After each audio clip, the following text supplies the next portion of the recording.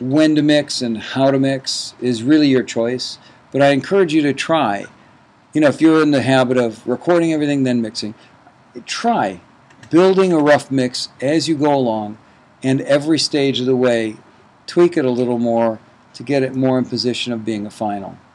And you'll see that it really helps with the next overdub, because you're actually hearing something that's going to be close to what it's going to end up sounding like. You can perform more honestly to it, and it's a little more authentic for the singer and the performer to play to something that they know how it's going to end up sounding, how they fit into the picture. So it's kind of like if they didn't know what the play was and they were kind of guessing all the time, it would be a lot harder if you were on a basketball team than knowing exactly where you fit in the whole scheme of the play. So in general, we all know tools for mixing: level, loudness, panning left, right, solos, mutes on and off, automation, auto control parameters, compression, dynamic control, non-dynamic spectral shaping with EQ, tuning, time correction, performance correction, other effects, phasing, flanging. One other word about effects, because I listed all of the time-based effects here: reverb, delay, phasing, flanging, chorusing, gates, and so on. I used to work with a couple producers that just wanted me to throw reverbs on things and delays on things and, oh, try phasing on this guitar, and it was all about using effects like salt and pepper. Let's just spice up the song a little, make it sound cool. It sounds cool, let's just throw it around here and try it there and so on, without any regard for what the song was about. And I've had some long, drawn-out conversations over a beer with other engineers and producers about when do you use and what do you use as effects. And I've come to the conclusion that the song itself has to motivate you to do something to make it communicate more what you're trying to do. If you're trying to if there's a song about being lonely, reverbs make you feel like you're in a large space. It helps further the message of being lonely. Just throwing on random effects just because it sounds cool may work in a very short run, but not in the long run of making the message more powerful. Here's a great example. When I set up drums, I actually make a conscious decision. Am I going to set it up as an audience perspective, or am I going to set it up as if I'm sitting behind the drums? So if I'm sitting behind the drums, the hi-hat's on the opposite side than if I'm watching the drummer. I learned this from a very great mix engineer in the 80s. He always did it as drummer's perspective. He always set it up as drummer's perspective. And I asked him why. He's like, because I think it's more engaging for the listener to feel as if he's sitting behind the drum kit and he's part of the band. You don't consciously think that, but you feel it. And so I've done that most of my career is that perspective.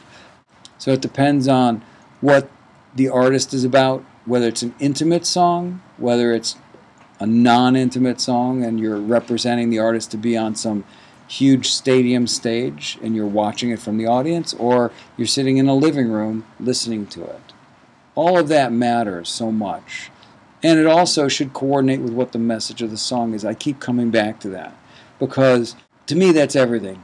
And when I mix a song, I like to know from the writer what the song's really about, what motivated the song, what they were thinking when they were writing the lyrics, and so on. Because then I can understand what they're really trying to communicate. And then I can help that with the sonic picture of what I'm trying to do. I think that's really important. If I just look at it as sort of a piece of music and I know what to do with it, I may miss the mark of what they were really trying to do. I mean, I can usually suss it out and immediately feel like, okay, it's this genre, I'm going to go in this direction with drum sounds. But it's better if I really understand what it's about. Okay, so signal flow for mixing, efficient use of processing power. That's one thing, especially on your laptops, that's very, very important. So efficient use of processing power, because your laptops only have so much processing, only have so much RAM, it can only do so much at once. My HD system is different. I've got external processing that is inside my computer Whereas the native systems all use the computer processor to do all of the work. So if you're on the net and you're in Word docs and you're also doing some music at the same time, your processor is getting very stressed. It's very, very overwhelmed by it. And if you have too many plugins and you got too much stuff going on, your DAW is going to start slowing down in terms of its latency. So it's going to slow down to have enough time to actually get through all the processing it has to do. Because as you recall, it's all about ones and zeros and processing numbers. So it has to process these things in real, in time. And it processes really fast, but it still gets overwhelmed if you try to ask it to do too much. And so the best thing to do is, if you've got a huge mix and you've got a lot of processing on things, is maybe say, okay, the drums I'm really happy with, I'm using all this processing, why don't I bounce them with the processing on it and imprint the audio tracks with all this processing so I don't have to continue to use that during the mix. So then now you just have audio tracks playing back versus all of the plugins on those tracks. And you can start eliminating a lot of processing power that way. You have to commit, but then you can always go back and change it if you need to. You never delete it, you just disable the unused tracks. And when you disable them, it takes it out of the processor, and the processor doesn't see it, and so it relieves some of the stress on the processor. So utilizing your processor properly, especially in these laptops, is really critical. I can go for days without worrying in my HD system, but in one of these guys, it's really hard to do a really big mix without overdoing your overstressing your processor. Setting up specialized processing on individual sound elements to do the correction, and then go ahead and mix with those. So, great example, I still do this just out of habit when I'm doing some auto-tune. I'll take a track, copy it, do my auto-tune, and bounce it to a brand new track as a corrected vocal, and keep the uncorrected vocal, and disable it. So if I auto-tuned it, if I overdid it with the effect, I can always go back to the original and fix it. But in the meantime, now I've got an auto-tune track and a process track that's going to be more consistent for my mix, and I'll just use that in my mix, mostly to save processor power. So signal flow is very important too. So instead of, and this is sort of elemental for the people that are kind of experienced mixers, but let's just say you've got a mix and you've got reverb and you want to use reverb on a bunch of different elements. Well, when I set up a mix, I'll set up my track space, and then I'll set up my master fader, and then on the other side of the master fader, I'll set up some overall global effects. I call them global effects because they're the kind of effects that I would use on all sorts of sound elements, the same effects. So I'll use a reverb, I'll set up a chorusing unit, and maybe a delay with a quarter note and an eighth note. And then those are the kind of basic standard effects that I can start with. And then I can go ahead and I can put that reverb on the drums, I can put it on the vocals, I can put it on the guitars, I can put it on the keyboards, and I do it through busing. So I'll take and I'll set these auxiliaries up where they're receiving bus 1 and 2, 3 and 4, 5 and 6, and so on. And then each individual track I can send bus 1 and 2 from the drum kit, or from the snare drum, let's say, and it goes to reverb that's assigned to 1 and 2. So I can use it as a global effect, so I don't use more processing power than is absolutely necessary. I will very, very rarely put processing like reverb or delay on an individual track. I'll make these global processing, and then on the individual tracks I'll use things like EQ and compression, because that's more distinct for one exact sound element. There are times when I want to use a specialized delay on a vocal or a solo on a guitar or whatever, then I'll set that up on its own auxiliary specialized for that particular solo. Once I'm in the DAW, I try to stay in the digital domain, and I usually stay on the mix page and don't send it back out to the analog domain unless I absolutely have to. So as I record, I go through the analog gear, and then once I digitized, I stay digital.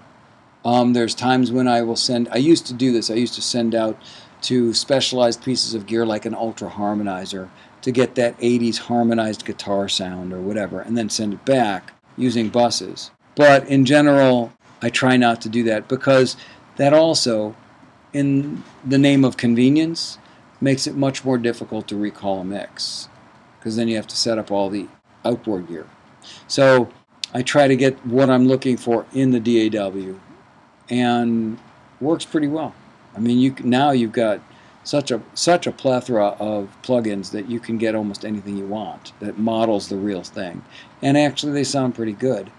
They don't sound exactly like the real thing, but does that matter if you get a good sound out of it?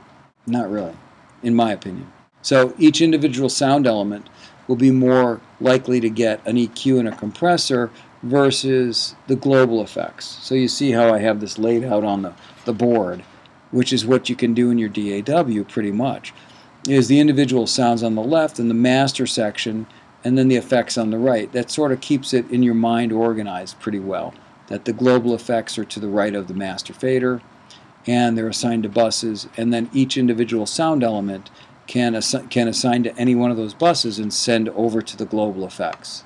Well, you know what? When I'm mixing, I generally put mastering software on the master fader just so that I get a feeling that I know what it will sound like mastered. And sometimes when I'm in a rush, I just master it as I mix. But I don't recommend that because you really need a separate session to master properly. So what I'll do is I'll put on all of the compression and EQ I would do in mastering on the master fader, and then when I bounce my mix, I take it off so that I can actually do it in a separate session, not in a mix session. Anyway, I ramble a lot about mixing because it's one of my favorite parts of this. Okay, so we were talking about the stereo master bus. These are some of the things that I actually do. I use a spectrum analyzer all the time. That's one thing that people don't realize how valuable of a tool it is. I know Waves has a spectrum analyzer, the PAZ spectrum analyzer. I don't know how many other people make a good spectrum analyzer, but a spectrum analyzer is worth its weight in gold because you can really see if there's subsonics that you can't hear on your monitoring system, or if there's some strangeness happening in the high end that you can't hear. So it's really important to sort of look at it. You can always see where the vocal region is pretty much, where the bottom is. And if you look at mastered songs that you like the way they sound on the spectrum analyzer, you can kind of get a feel for what the spectrum analyzer should look like, and then you can make your own music correspond in a rough way as a comparison. So using your eyes and your ears is much more powerful than just using your ears, because then you're only relying on your monitor system and your judgment with your hearing. But I always use a spectrum analyzer, even in the beginning stages of everything. I look at kick drum sounds. There's times when there's subsonics in there that I would have never heard. And I've got a great system. So if I did a club mix with that in there, it would have blown up the system. You know, it would just be so much low end that it would destroy the mix. So you can tailor those things with filters and really take care of all that if you know it's there.